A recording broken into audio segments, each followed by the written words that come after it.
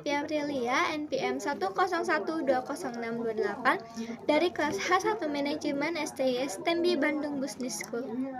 Pada kesempatan ini, saya akan menyampaikan hasil tugas ilmu ekonomi yang saya dapatkan dari beberapa sumber mengenai dampak pandemi COVID-19 pada daya beli masyarakat dengan dosen, pembimbing Dr. Insinyur Eka Purwanda, SEMSI. Pemerintah mengakui daya beli masyarakat saat ini melemah karena pendapatannya menurun. Penurunan pendapatan ini salah satunya adalah akibat pemutusan hubungan kerja atau PHK sebagai dampak pandemi COVID-19.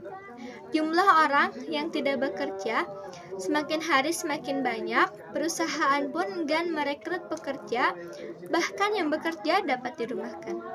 Kata Sekretaris Eksekutif Komite Penanganan COVID-19 dan Pemulihan Ekonomi Nasional (PESI-PEN), Raden Pardede, dalam diskusi daring di Jakarta Senin 5 Oktober 2020 menyatakan bahwa selain PHK lanjut, beliau penurunan pendapatan juga disebabkan pengurangannya gaji hingga turunnya omset usaha.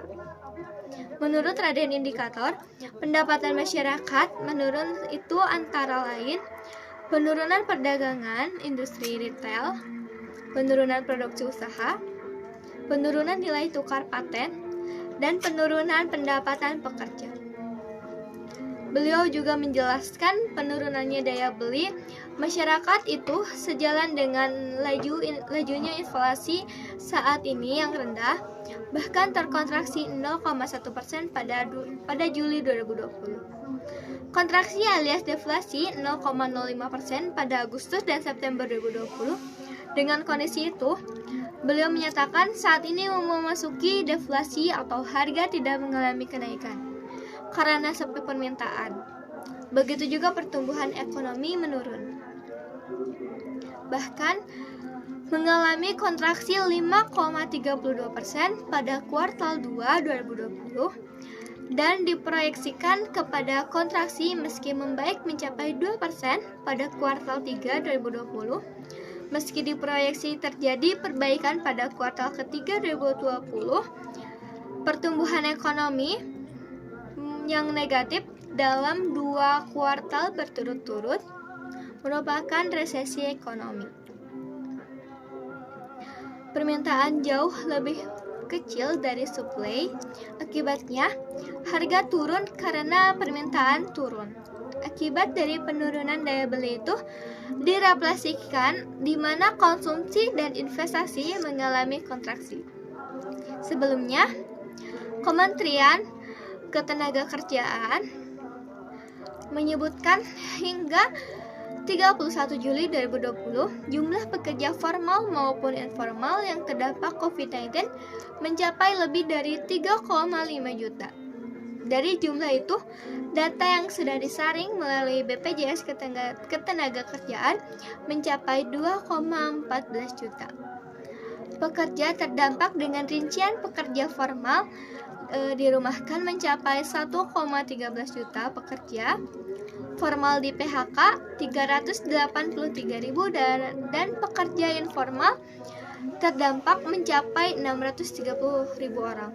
Tak hanya itu pula, Menteri PPN atau Kepala Bappenas Suharso Monoarfa mengatakan penurunan daya beli di sektor industri pariwisata dan manufaktur mencapai 3.744 triliun akibat pandemi COVID-19. Beliau pula menjelaskan hal itu terjadi lantaran penurunan utilitas industri manufaktur dari sebelumnya mencapai 76,3% sebelum pandemi menjadi hanya 55,3%. Itu pun terjadi sepanjang Januari hingga September 2020. Hal itu juga dapat menyebabkan pekerja industri manufaktur kehilangan sebanyak 3.700 jam kerjanya dalam rentang waktu 10 minggu yang berdampak pada penurunan daya beli.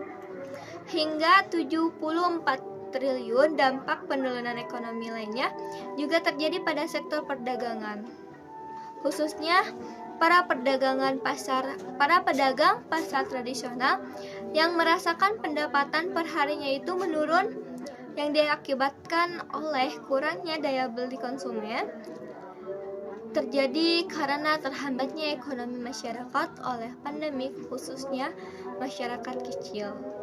Tidak hanya itu saja, pandemik juga berdampak sangat besar terhadap para siswa dan siswi, terutama mahasiswa juga, karena menghambat pembelajaran dan bagaimana nasib pendidikan mereka. Sekian dari saya, mohon maaf atas kekurangannya. Wabillahi taufik wal hidayah. Wassalamualaikum warahmatullahi wabarakatuh.